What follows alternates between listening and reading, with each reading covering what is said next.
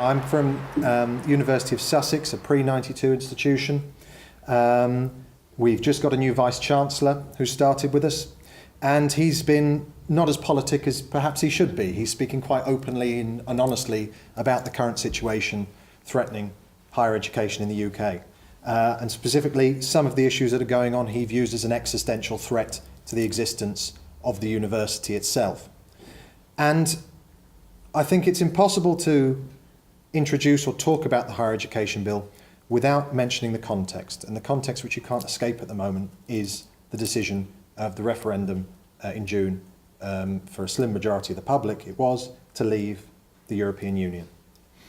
And the reason why this is so important is because certainly amongst managers at the University of Sussex, from conversations that I've heard them have at Senate, there was an assumption in June that Brexit would change everything. That this idea of the higher education bill, when it was proposed before the referendum, was a radical idea enough.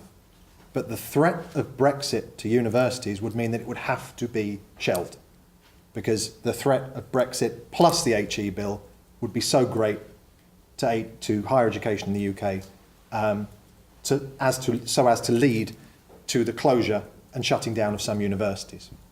Now, the fact that that hasn't happened, and the fact that the government of the day is pushing ahead, speaks very strongly of an ideological belief behind the principles of this piece of legislation. And secondly, and I hope my fellow panellists, the Shadow Education, Higher Education Minister, will forgive me for this, but this bill is a massive, centralising state power grab in relation to higher education. And the fact that a Conservative government is proposing this level of centralised control over higher education is quite frankly shocking. I can suspect, or I would suspect, that if a Labour government had proposed the same thing, the right-wing press would be out in force to decry a socialist, state-led, Stasi-like takeover of higher education. Now, that may be slipping into hyperbole, but there are some things to consider. Higher education is currently funded in research-active universities through independent research councils. The Higher Education Bill proposes to get rid of the independence of these research councils and replace them with the United Kingdom Research and Innovation.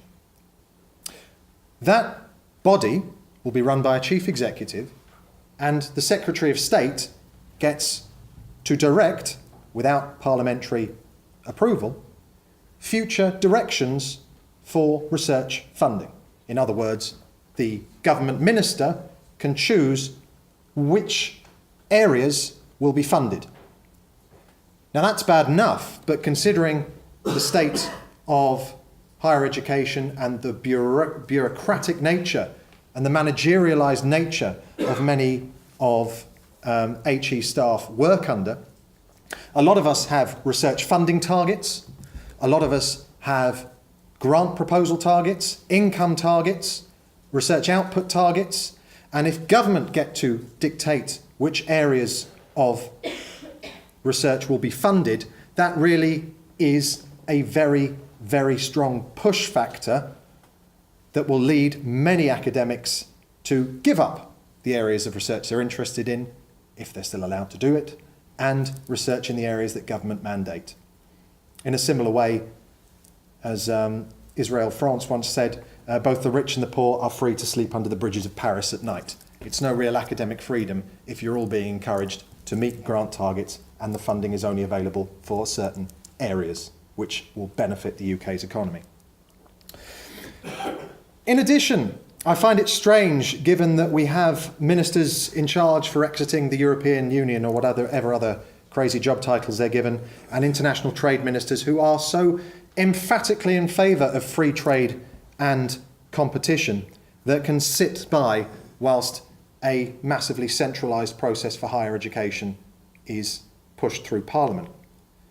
Competition sounds great, but the reality is it's bad for students. Competition, since the cap on fees and the cap on student numbers were lifted, has led to a record level of investment in physical buildings, campuses, shiny new baubles across university campuses to appeal to university students. Just in 2015, £1.4 billion of higher education bonds used for building were invested in the global financial markets. This is on top of the fact that universities as charities pay 0% VAT on construction costs. So billions of pounds are not just being spent on building works by universities, but the taxpayer is covering 20% of that cost because there's no VAT. It's a massive and additional state subsidy. The emphasis on competition led the then Department for Business Innovation and Skills to estimate that the number of higher education institutions would increase from 145 in 2018-19 to 311 by 2028. This is why it's so important that for the first time the HE bill includes a very euphemistic phrase, which is a way of ensuring market exit for providers, or i.e. foreseeing that universities will be allowed to go bust and will be allowed to shut down. Not only that, the regulatory framework, we don't just have the UK Research and Innovation on the one hand, we have the Office for Students on another wonderfully euphemistically named organisation. It's an office for students, but not an office run by students, or indeed having any student involvement at all. But that Office for Students will be given power, again, direct from the Secretary of State and the chief executives of that body, to direct course provision, or ultimately not just to tell us what to research, but to tell us what to teach as well, to ensure that there is not overlap or saturation in certain areas. There is the potential under this bill for universities or certain universities to be directed to end certain modules and courses, and other universities will be told they have to give certain modules and courses. Again, I think it's telling that in the actual white paper and the green paper before it, there were over 50 mentions of markets and marketisation, and again another 50 mentions of competition, and only one mention of academic freedom, let alone mentions of students who were simply, I think, mostly replaced by the term consumers. Shop around, get the best deal, maybe get some coupons so you can get some money off. What exactly is the future here? And with Brexit, there is a huge additional threat that makes market exit, if I can use the euphemism, much more likely. At the stage when academic freedom is being assaulted, and potential academic freedom in both how we teach, what we research, and how that research leads into teaching is being assailed, as well our colleagues and our students are under threat of their very status in the UK. 15% of university workforces are from non-UK. They're from non-UK and they're from other EU countries.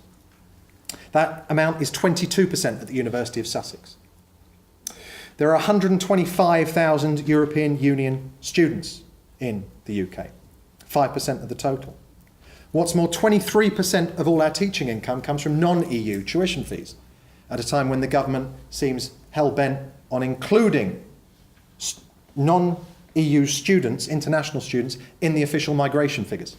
So the well-bandied about figure in advance of Brexit of 1/3 net migration sounds very scary until you break the figure down and realise that 180,000 of that was non-EU international students. And the point was made by one member of Universities UK that they find it hard to believe that there is a legion of 180,000 very highly educated international students currently doing manual labour and taking jobs from people in the UK. These are not people who are trying to come here to undermine our labour laws and to drive down wages. Now, there is obviously a threat, but I'll leave potentially with a positive here, that I have not seen an issue where there is such agreement between members of staff, university unions and university management as there is this bill. Everybody I've spoken to, regardless of their views, regardless of their political views, regardless of whether they're a manager or a member of staff or unionised or not, views this as a threat to higher education. I think it's crucially important that we can work with all the voices in both university management and across campuses to lobby and lobby hard for this bill to be changed, amended, scrapped. Final point, and this is the lie that I want to put to bed. There is a line that is going around a lot of journalistic writing on this bill that it was a manifesto promise, so it can't be gotten rid of. The Teaching Excellence Framework was in the 2015 Conservative Manifesto. A lot of the rest wasn't. So, although the Teaching Excellence Framework was a manifesto promise, an awful lot of the rest of the centralised power grab and threat to UK higher education is not bound by any parliamentary convention, and therefore it is perfectly free and able for Parliament and hopefully the government to, at the very least, delay this until we work out where on earth we are in relation to our relationship with the European Union. So, I will leave it there. Thank you very much.